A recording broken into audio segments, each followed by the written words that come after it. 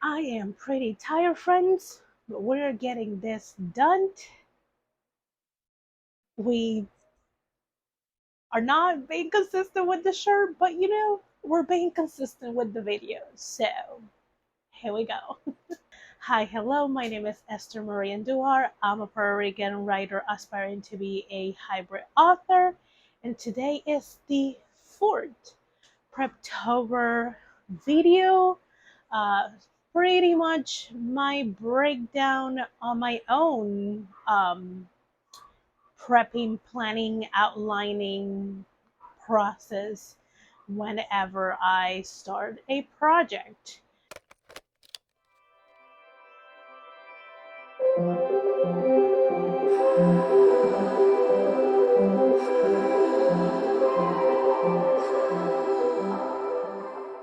So today we are going to talk about the short outline.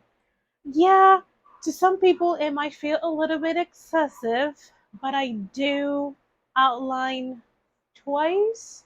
I do a short outline and then I do a longer outline that goes along the Save the Cat, Writes a Novel beat sheet or the Romancing the beat sheet by Gwen Hayes. So let me break it down to you what to me is the short outline.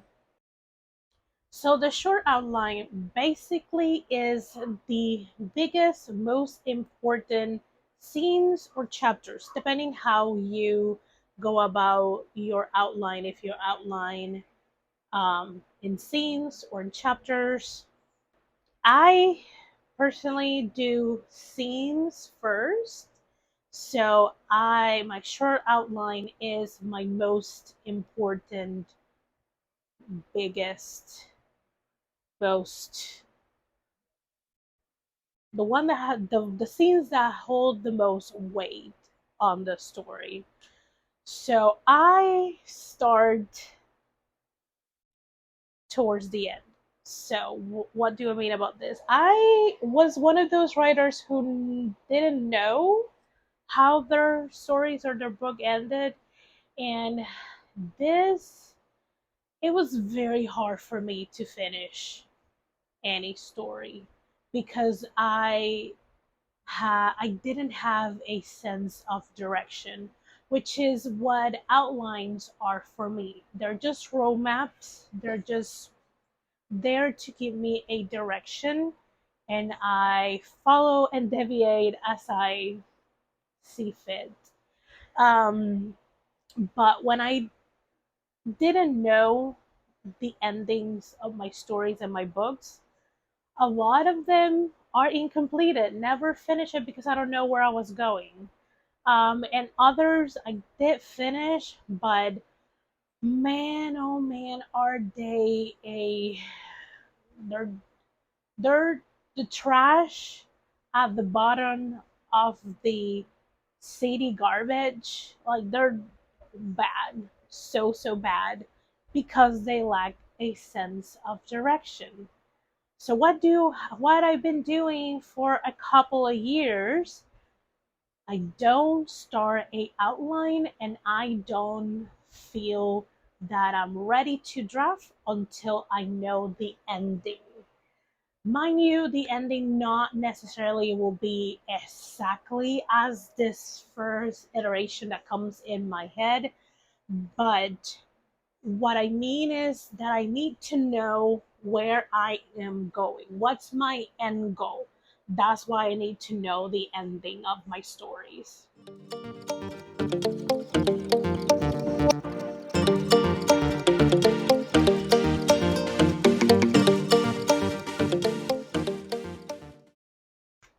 Intermissions aside, um, that's how kind of like I know when I am ready to write something. Also, someone who I don't outline using the W or the M method.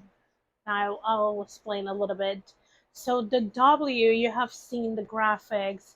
I may put it here, there's like the start, the opening, your incited incident, your midpoint, the all is lost or the climax, and then the resolution. That's the W technically. Um, I think of it, if you do it on reverse, is it makes an M. So you start, you do the inciting incident, you do the midpoint, you do the climax, and then the ending. So one of the reasons that I need to know the ending, additionally to have a sense of direction, that way I know where in this or M I'm putting my incited incident and my midpoint. What do I mean with this? Depending on how the book ends, I know if my midpoint is a false victory or a false defeat, and I know if my catalyst, my inciting incident is something positive, like a positive change or a negative change. So while we're talking about inciting incidents and midpoint, those are the other two uh, scenes that I outline. I have to know what happens in the story that makes it pretty much impossible for my characters to go back to their status quo. And also I need to outline and know my midpoint. And usually, and this is the way that I working around in my head, I have my ending, then I do my inciting incident, and seeing how those pan, I know where what my midpoint kind of like looks like and feels like. So if my ending is a high positive victory ending, then most likely my inciting incident is going to be somewhat positive, or it can be a little negative with a hopeful note. And then I know my midpoint is most likely going to be a false failure. Now, if my ending is a little on the negative side, it's not where the characters hope to be. They basically failed the thing that they were set out to do. Most likely my inciting incident is not gonna be the most positive one. It might be negative with just a little bit of hope, or it might be a negative dressed in a positive inciting incident, and then I know my midpoint is going to be a false victory. So it's I'll try to put some graphics so you can kind of understand and see where I'm going. So I'm trying to pace the story in a bigger scale. That's what I'm trying to do with my short outline. So there's one more scene that I need to have on my short outline, and that is the all is lost moment. This is the lowest point your character will be at in this story. So while my inciting incident, my midpoint are mostly plot driven, my all is lost is character driven. I need to know what's the lowest my character is gonna go, is gonna end up at, based on how the book ended, how they ended at the end of the book. Redundancy, but you get it. And then that way, when I am doing my long outline, and kind of like when I am actually drafting, I have a sense again of direction, an idea of where the character is going, because I am guiding the character through all of this because they need to end up here, like low, low, low. So my short outline consists of the ending, the inciting incident, the midpoint, and the all is lost. That's what I do after I do the brain dump scene. I do want to share a additional resource. Um, in July, I think Jessica Brody released Save the Cats writes a YA novel. Um, and I took the webinar that she did through Scrivener, but she also did the same webinar on the YouTube channel for NaNoWriMo. And I'll link the live below.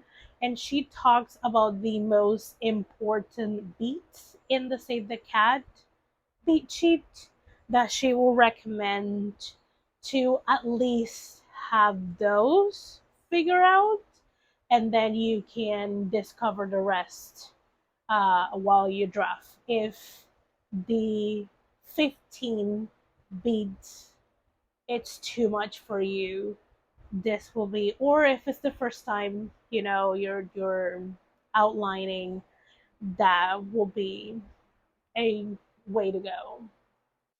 So she calls them the five key beats, and I'm gonna look towards his eyes so I can tell you exactly what are those. So the catalyst, which is the inciting incident, the break into two, which is that scene that push your character from the status quo to the new world, the midpoint, the all is lost, and the break into three. The break into three serves the same purpose as the break into two. It's just that pushes your character from act two to act three, and everything that they in the break into three, your character already learned pretty much all the lessons that the character needed to learn to be able to achieve what their goal is for Act 3. But also check out the book, whether it is the classic um, Save the Cat writes a novel, or the new iteration that is Save the Cat writes a YA novel. My copy is still on the mail. I hope it eventually gets here, but is shipping to Puerto Rico is a thing. Whatever. We're not gonna talk about that. I'm deviating. So as you can see, I have a similar approach, but I don't. When I do my short outline, I don't worry too much about moving the character from one art to the other. I most likely just want the bigger picture, the bigger map. I want to know where they end, and based on where they end, then I kind of like ask myself, okay, so what has to happen for them to start their journey that will end them here? And then I like, okay, based on these two things, what's gonna be the midpoint? What's gonna be that twist that's gonna change things and up things? And then I ask myself, okay, so in this story, what's the lowest point my character or characters will be? And that's it. Those are the things that I ask myself, and that is my short outline. That just helps me guide the longer outline. So for the story that I will be drafting during NaNoWriMo, I already have the ending. I have the inciting incident, and I figured out the midpoint. and kind of like what there's a few things that I was like, when do I rebuild this? And it really makes sense to rebuilding at the midpoint because it's just it's gonna get twisty. So I am excited. So now I am still working through the All Is Lost because I have multiple characters. I don't know if it's gonna be a multi POV, but since I have multiple characters that do have a say in the chessboard that I am playing in, I need to know what's the lowest point for them in this book.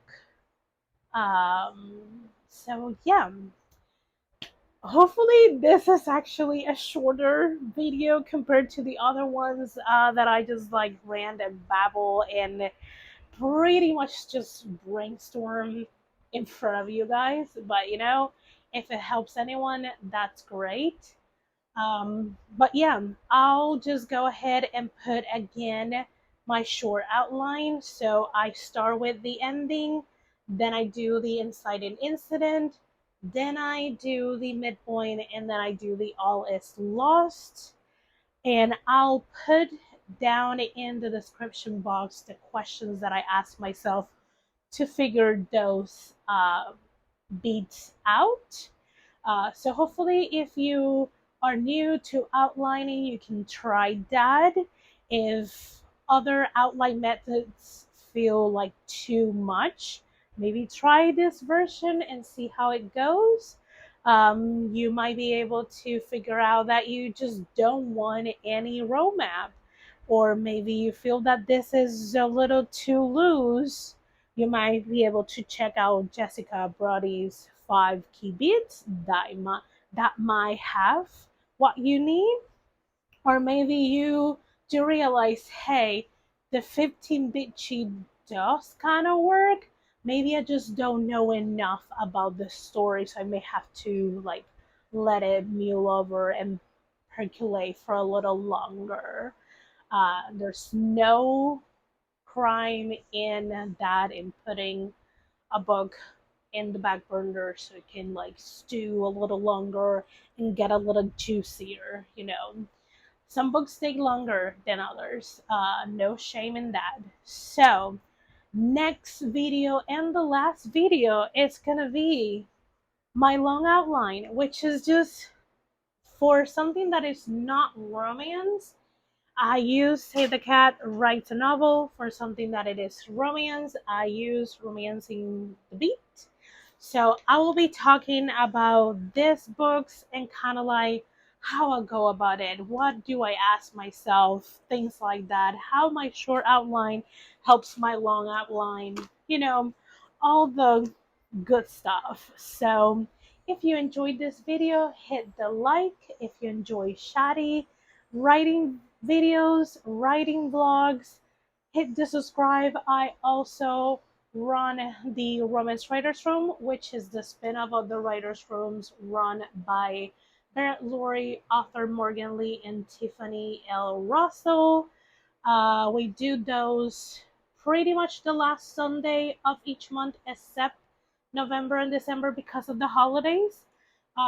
Schedules is already out on the community tab and on my social medias, and also the lives are already scheduled.